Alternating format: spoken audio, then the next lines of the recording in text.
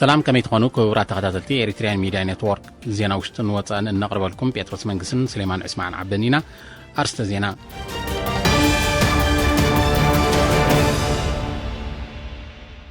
بريزيدنت إسياس ناب مرص بريزيدنت جو بايدن نا يوهانا ملقت سريدو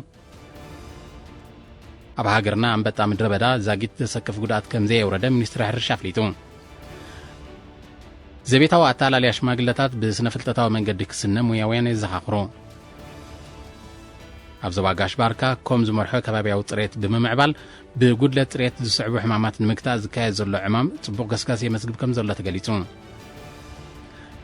كلاي معبل اللي بدا كورونا فيروس تخسيت الله بزلو اوان بعالم درجة بتفيروس نايستلخفط على اللاقطري لعلي 5 مليون مبتوح تقاليحون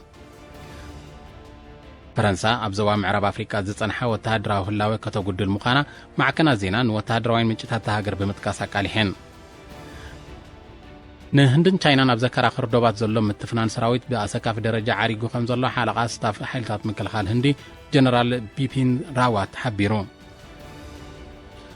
أب هاجرات مأكلي أمريكا سفيع عنوة زورده وبلاو معبل إيتا باستات 100 كيلومتر بساعة زحم بنفاس تدفيو تمالي شمال تحدار أماسيو أب وسناسن كيبان في لاجر فلوريدا نيا حبرات منقسات أمريكان بتسيحون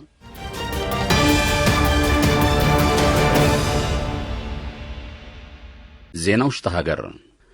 بريزيدنت إسياس أفوركي مبل 46 بريزيدنت حبرات منقسات أمريكا كوينوز تمرز جو بايدن تمالي أب ساعتات قد مقطري نا يوهانا ملقت سديدوم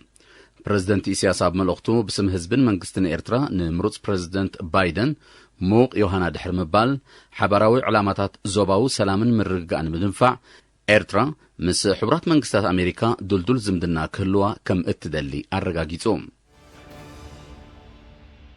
أب استفلا لزواتات هاجرنا نتي كابي إثيوبيا بترجاجامي سجر زلو ورارم بتا مدربدا نمكوتصار حيال سراحي سلاسل كم زلو زاقيد ما زسكف قدات كم زي ورده منستر حرشا فليتون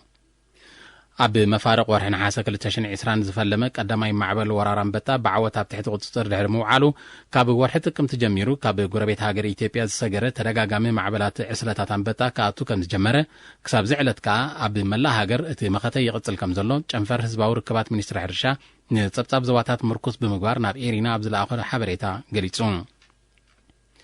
بز مسرتا بالعلتي بورار كاب إثيوبيا زمت عسلتاتن أب وشتا هاجر زصفين لبدا مبتا مدربدا أما لا هاجر بالع زتنصغو صفحات مريت زاقيت لعلي 30 هكتار بصيهم هلاو اتعمام دما سالا سطم وهدات زملكتن أكلات منقستن حزبن بحيال ونن مختن يقتل كم زلو أب منستر حرشا حلافة أهادو مقتصار ساقمت بالعات أتو تيدروس سيم حبيرون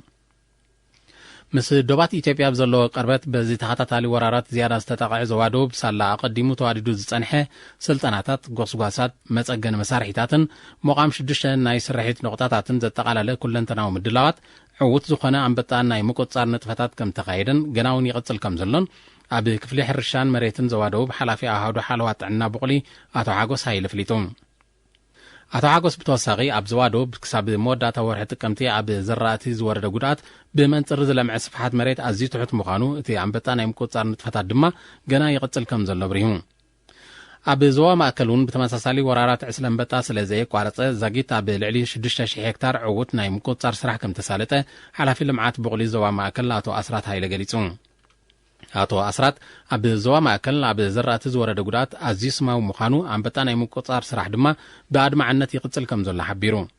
حرستوت أغيلو زتصنح زراتهم بأغا سلازاكوبو مستي زترف زراتي قدات كي وردو زقبر زلو وهد سعرتا تدميرو زورد قدات مستي بدرجة هاجر زلمع زراتي كنا تصرن كله أزي سماو مخانو بحفشا دما زراتي كاب قدات أنبتا كم توحسد صبصوات ينتصرون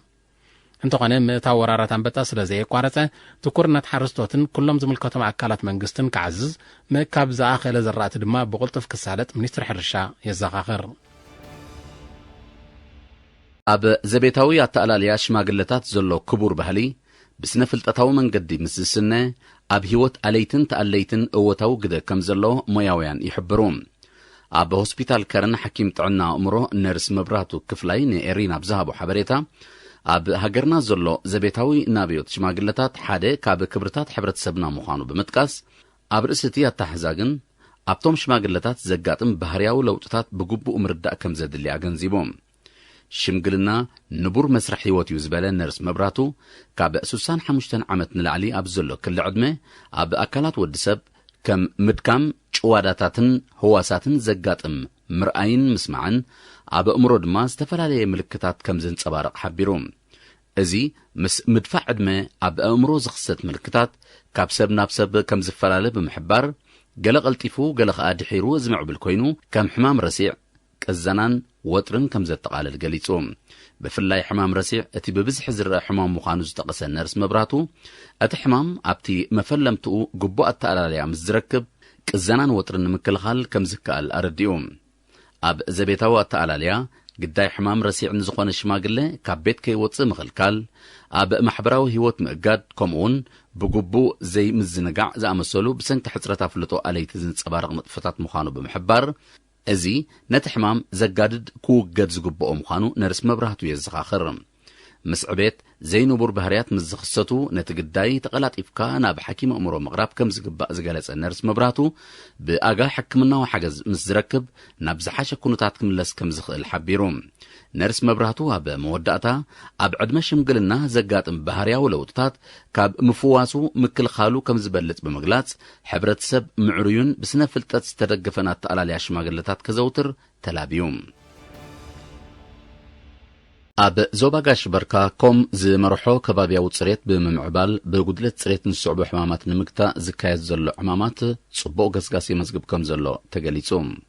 ሓላፊ ኣሃዱ ከባቢያዊ ጽሬት ኣብቲ ዞባ ኣቶ ዓብዱ ያዕቆብ ኣብ ንኡሳን ዞባታት ኣቑርደት ፎርትሳዋን ከርከበትን ኣብ ዝተገብረ ርክባት ኣብ ዝሃቦ ቃል እቲ መደብ ኣቐዲሙ ተኣታትዩ ከብቅዕ ኣብቲ ዝተወጠነሉ ግዜ ከም ዘይተዛዘመ ብምጥቃስ ብዝተገብረ ዳግመ ውዳበ ግን እቲ መደብ ኣብ ኩለን መምሕዳራት ከባብን ዓድታትን ብዕቱብ ተታሒዙ ይስርሓሉ ከም ዘሎ ኣረዲኡ ኣብ ንኡስ ዞባ ቁርደት ዓድታት ደገሰይ ገርሳይ ኣብ ንኡስ ዞባ ከርከበት ዓድታት ኣመላይትን የካርዕን ኣብ ንኡስ ዞባ ፎርትሳዋ ድማ መምሕዳር ከባቢ ሓደን ክልተን ዝወሰድኦ ተበግሶ መርኣያ ናይቲ ብጽቡቕ ናህርዝ ስጉም ዘሎ ዕዮ ከም ዝኾነ ዝጠቐሰ ኣቶ ዓብዱ ብኡ መንጽር ብጉድለት ጽሬት ዝኽሰቱ ሕማማት ከም ዘንቆልቆሉ ገሊጹ ኣብ ማሕደርቲ ናይተን ንኡሳን ዞባታት ብወገኖም እቲ መደብ ኣብ ምክልኻል ተመሓላለፍቲ ሕማማት ዘለዎ ኣገዳስነት ብምግንዛብ ኩለን መምሕዳራት ከባብን ዓድታትን ነቲ መደብ ንኸተግብርኦ ብዕቱብ ይስራሓሉ ከም ዘሎ ኣረጋጊጾም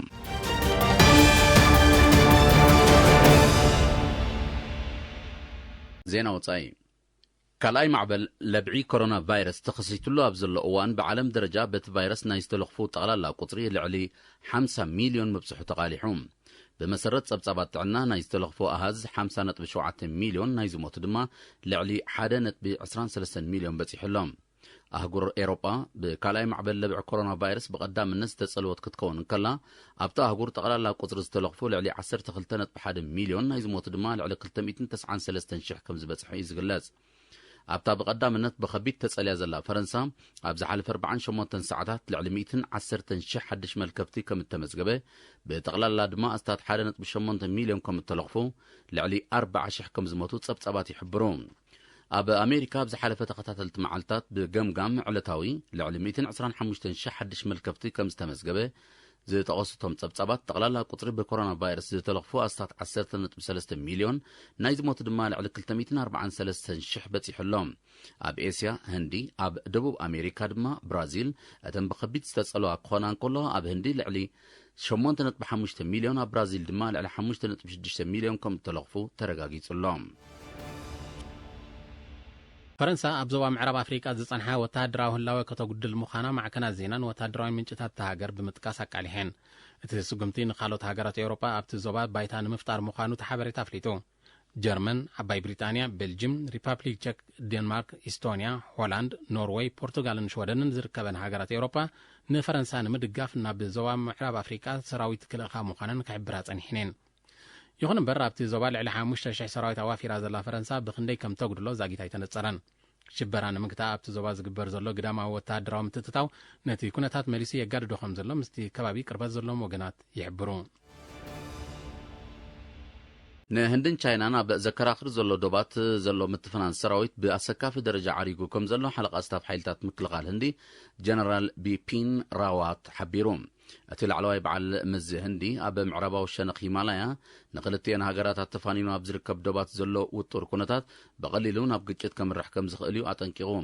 ኣብ መስመር እንቆጻጸሮ ዶባት ዝግበር ዝኾነ ዓይነት ምቅያር ብወገን ህንዲ ተቐባልነት ከም ዘይብሉ ዘነጸረት ላዕለዋይ ኣዛዚ ሰራዊት ህንዲ ወታደራዊ ስጉምትታት ከጋጥሙ ልዑል ተኽእሎ ከም ዘሎ ኣሚቱ።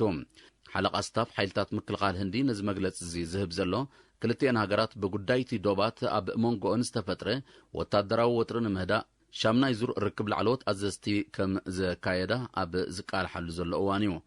ብመሰረት ጸብጻባት ኣብቲ ብ7 ሕዳር ኣብ ዶብ ክልቲአን ሃገራት ዝተኻየደ ርክብ ኣቐዲሙ ዝተበጽሐ ስምምዓት ንምትግባር ክስራሕ ኣብ ምርድዳእ ከም ተበጽሐ እዩ ተሓቢሩ።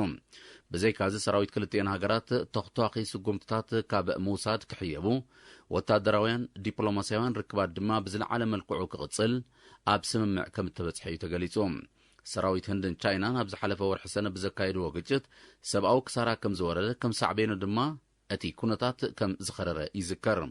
ክልቲአን ሃገራት ልዕሊ 3500 ኪሎ ሜትር ዝንውሓቱ ብግቡእ ዘይተሓንጠጸ ኣከራኻሪ ዶብ ከም ዘለወን እዩ ዝግለጽ። ኣብ ሃገራት ማእከላይ ኣሜሪካ ሰፊሕ ዕንወት ዘውረደ ህቦብላዊ ማዕበል ኤታ ብኣስታት 100 ኪሎ ሜትር ኣብ ሰዓት ዝሕንበብ ንፋስ ተደፊኡ ትማሊ 8 ሕዳር ኣማሲኡ ኣብ ወሰናስን ኪባን ክፍለ ሃገር ፍሎሪዳ ናይ ሕብራት መንግስታት ኣሜሪካን በፂሑ።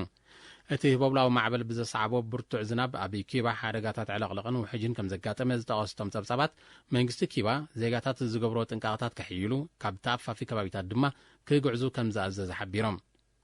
ብ3 ሕዳር ኒካራጓ ዝበጽሐ ህቦብላዊ ማዕበል ኤታ ሰብኣዊ ንዋታውን ትሕተ ቅርጻውን ዕንወት ድሕሪ ምውራዱ ብብርቱዕ ዝናብ ተሰኒን ናብ ጎረባብቲ ሃገራት ሆንዱራስን ጓቲማላን ገጹ ብምምራሕ ተመሳሳሊ ዕንወት ከም ዘሰዓበ ይፍለጥ።